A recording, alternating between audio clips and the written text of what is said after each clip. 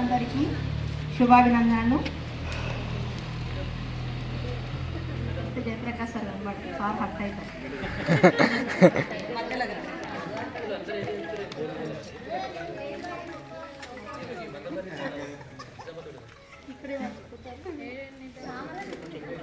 నాది చెప్పాలంటే చాలా పెద్ద స్టోరీ. మేడం వాళ్ళలాగా డైరెక్ట్ ఇక్కడికి ఏదో ట్రాన్స్ఫర్లో అలా రాలేదు. నేను షార్ట్ స్టోరీ మీకు నైట్ అవుట్ చేయాలి. మేము చేస్తాం మేడం, మాకేం మాట్లాడాలి.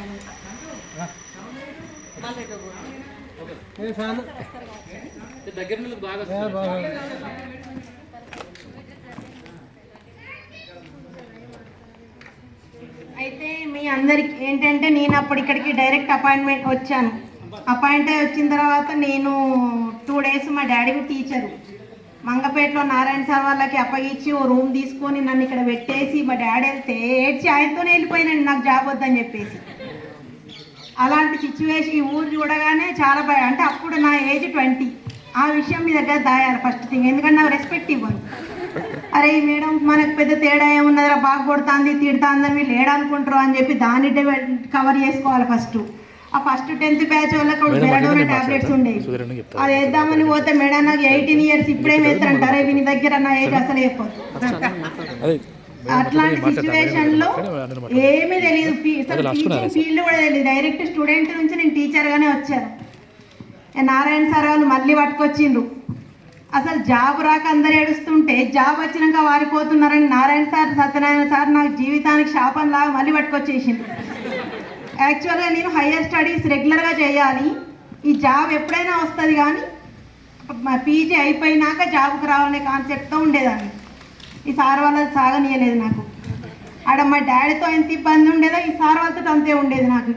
ఎన్నిసార్లు ఓడేడు బస్సు వస్తే ఎక్కి వెళ్ళిపోయేదాన్ని, తెల్లారి మళ్ళీ పట్టుకొచ్చేవాళ్ళు. ఒక 2-3 సార్లు జరిగింది ఇన్సిడెంట్. ఇక తప్పదు, వాళ్ళు ఎందుకు పట్టుకొచ్చేది నన్ను ఎన్ని రకాలుగా వాడేవాళ్ళు. ఇక్కడ స్టడీ అవర్ లోకల్లో రెంట్కున్నావు రామ్మరా కూర్చోయడం. అసలు ఆ స్టూడెంట్స్ కానీ ఇంత రెస్పెక్ట్ ఉండేది, ఆ రెస్పెక్ట్ కూడా ఇవ్వకపోయేవాళ్ళు వీళ్ళు నాకు. ఎందుకంటే అప్పుడు సార్ వాళ్ళ పిల్లలు నాకంటే పెద్దవాళ్ళు అందరి దృష్టిలో టీచర్ అని మేడం అన్న పాపని ఎవరు పోకపోయేవాళ్ళు. శ్రవంతి శ్రవంతి శ్రవంతి. ఇక మన ఫీలింగ్స్ ఎక్కడి, నోరు మూసుకొని ఊరుకునేదాన్ని. ఇక పేరెంట్స్ మనకు కొట్టే అలవాటు బాగుంది, ఎందుకంటే నాకు ఇంగ్లీష్ అంటే చాలా ఇష్టం. ప్రతి ఒక్కరికి స్పోకెన్ ఇంగ్లీష్ రావాలనే కాన్సెప్ట్ ఉండేది నా దగ్గర. ఆ స్పోకెన్ ఇంగ్లీష్ రావాలంటే గ్రామర్ రావాలి. ఆ గ్రామర్ కోసం ఎంత టార్చర్ వీడైతే ఆ క్లాస్లో కూర్చొనేవాడు కాదు. వీళ్ళని కంట్రోల్ చేయాలి ఫస్ట్. కంట్రోల్ చేయాలంటే వీళ్ళు హోంవర్క్ ఎక్కువ చేయాలి. మీ అందరికి ఇచ్చిన దానికంటే ఎక్కువ హోంవర్క్ ఇచ్చేది వీళ్ళు. మన టాస్క్ ఏంది, మా ఇంటికి వచ్చి చూపించాలి. ఎందుకంటే అక్కడ మన తెల్లని రాయరాకపోతే నా ఇవో హట్ అవుతుంది. అక్కడ నేను ఇంత కష్టపడి చదువు చెప్తే వీళ్ళు నేర్చుకుంటలేరు. ఆ విధంగా ఇంగ్లీష్ రూట్లో వెళ్దామనుకుంటే అటు ఇటు తిరిగి ఫిజికల్ సైన్స్ వెళ్ళిపోయినా. ఓకే, ఇప్పటికి కూడా హ్యాపీ. జెడ్పిహెచ్ఎస్ కొత్తపల్లిలో ఫిజికల్ సైన్స్ చెప్తాను నేను. ఇంకా తర్వాత పెద్దపల్లి వెళ్ళిపోయాను. అక్కడ నుండి అప్ అండ్ డౌన్. అక్కడ గేట్ పడేది సదానందం, లేట్ అయితే సర్పంచ్ టార్చరు. ఇక నారాయణ సారు వెనుకనే నేనైతే ఎవరు వచ్చినా కొట్టేది.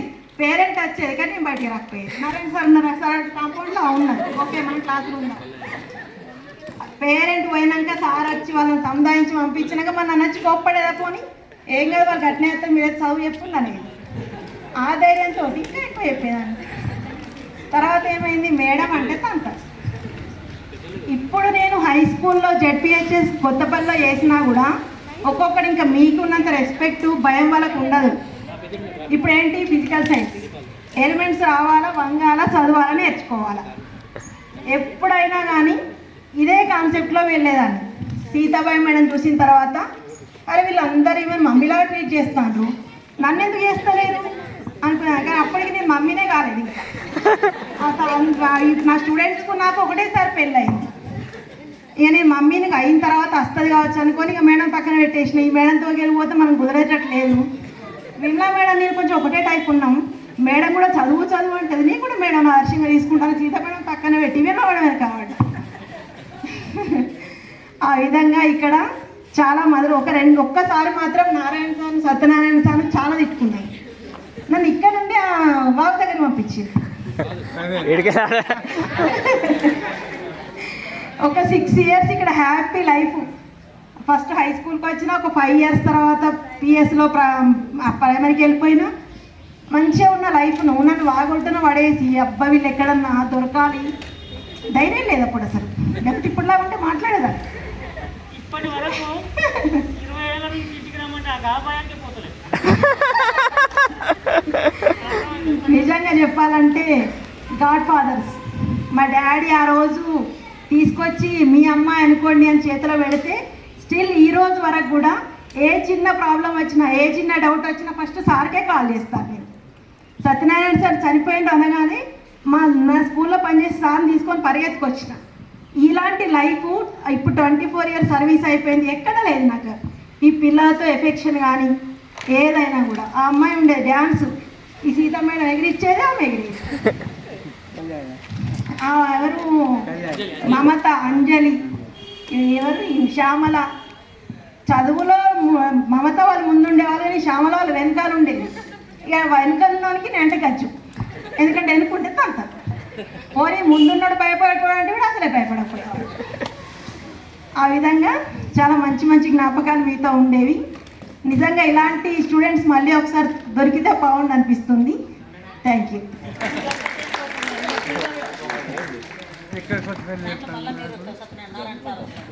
ఒక చిన్న విషయము చెప్పాలనుకున్నాను కానీ ఇక అందరికీ అవకాశం ఇవ్వాలని ఆగాను. మనకున్నటువంటి లైఫ్ స్పాన్ 100 years కాదు, 75 years, అంతకంటే ఎక్కువ బ్రతికే అవకాశాలు. అంటే ఇప్పుడున్నటువంటి సిచ్యువేషన్లో 75 కూడా కష్టమే. అందుకని ఇది నేను నేర్చుకున్నటువంటిది, నేను ఆచరిస్తున్నటువంటిది. First 25 years learn the life, second 25 years is earn the life, last 25 years serve the life. అంటే ఫస్ట్ 20 సంవత్సరాలు నేర్చుకోవాలి, తర్వాత 20 సంవత్సరాలు సంపాదించాలి, ఆ తర్వాత 25 సంవత్సరాలు సేవ చేయాలి, సర్వ్ ద లైఫ్. నేను లయన్స్ క్లబ్లో మెంబర్గా చేరాను. అది మెంబర్గా చేరడానికి ఏంటంటే ఒకటి అథెంటిక్గా నేను సేవ చేయడానికి ఒక రూట్ వెతుకున్నాను అనమాట. దానికంటే ముందు కూడా చాలామంది పేద పిల్లలకి ఎగ్జామ్స్కి అవసరం ఉంటే బుక్స్ కొనుక్కోలేని వాళ్ళకి, డ్రెస్సులు కొనుక్కోలేని వాళ్ళకి, ఫీజు కట్టలేని వాళ్ళకి చాలామందికి సహాయం చేశాను. అట్లాగే పేద పిల్లలకు పెళ్ళికి కూడా 20,000, 10,000 అట్లా హెల్ప్ కూడా చేశాను. ఇంకా కూడా చేస్తున్నాను. ఎవరికన్నా నా పాత స్టూడెంట్స్ ఫోన్ చేసి మేడం నాకు ఇట్లాంటి పరిస్థితి ఉంది, ఏమైనా హెల్ప్ చేయరా అని ఫోన్ చేస్తే ఇమీడియట్ వాళ్ళకు కూడా మనీ పంపిస్తున్నాను. అట్లా చాలామంది పిల్లలకు చేశాను. అట్లాగే నాకు ప్రమోషన్ వచ్చిందని నేను ప్రమోషన్ వచ్చినటువంటి స్కూల్కి కూడా పిల్లలకి టీషర్ట్స్ స్పాన్సర్ చేశాను. నేను వెళ్ళిన స్కూల్కి కూడా స్పాన్సర్ చేశాను. అట్లాగే కొంతమంది ఎక్స్కర్షన్కి రాలేని పిల్లలకు కూడా నేను కొంతమందికి డబ్బులు వెళ్ళాలని ఇంట్రెస్ట్ ఉండి పాపం బాగా పూర్గా ఉండి వెళ్ళలేని పిల్లలకు కూడా నేను డబ్బులు పెట్టి తీసుకొని వెళ్ళడం జరిగింది. ఫీజులు కట్టి కూడా వాళ్ళని చదివించడం జరిగింది.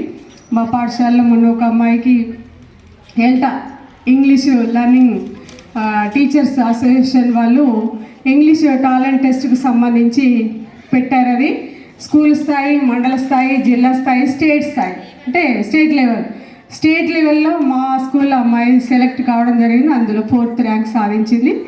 అట్లా వచ్చినందుకు నేను నా పాఠశాల తరఫున క్యాష్ రివార్డ్ ఇచ్చాను, 500 పదార్లు. అట్లాగే అక్కడ వాళ్ళు కూడా స్పాన్సర్ చేసిన వాళ్ళ అమ్మాయి యొక్క టాలెంట్ని గుర్తించి 2,000 రూపాయలు అలాగే ప్రశంసా పత్రం ఇచ్చారు. టెడెక్స్ అనేటువంటి తర్వాత దానికి నెక్స్ట్ ఉండేటువంటి ప్రోగ్రాంలో మాట్లాడడానికి ఇచ్చారు. అసలు అమ్మాయి యొక్క తల్లిదండ్రులు, తండ్రి కూడా దూరంగా డ్రైవర్ పని చేశాడు, వాళ్ళ అమ్మ కూలి పని చేస్తుంది. అసలు వాళ్ళకు చదువుకు సంబంధించినటువంటి ఏం చదివించాలన్న ఆలోచన కూడా లేదు.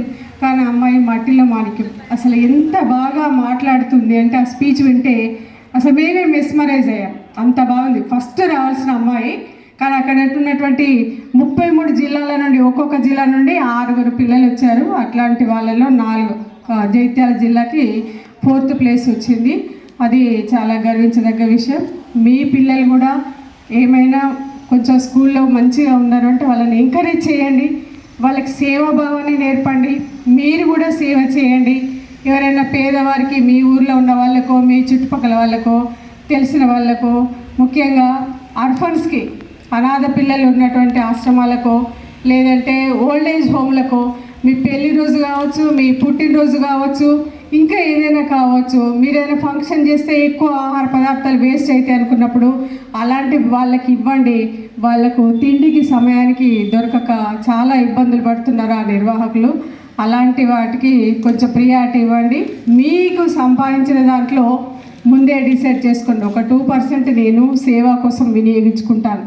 ఆ కార్యక్రమం అలాంటి ఆలోచనతో మీరు ముందుకు వెళ్ళాలి. ఇది నా సందేశం అనుకోండి, ఇంకా ఏమైనా అనుకోండి, నా రిక్వెస్ట్ అనుకోండి. కానీ మీరందరూ కూడా సేవా మార్గంలోకి వెళ్ళి మీ జీవితాన్ని ధన్యం చేసుకోవాలని నేను మళ్ళీ మళ్ళీ కోరుతున్నాను. Thank you madam. మీ విలువైన సందేశాన్ని అందరూ పాటించాలని చూస్తాం. ఇందాక మాట్లాడిన శ్రావంతి మేడం గురించి ఒక్క మాట. మేడం చెప్పినట్టు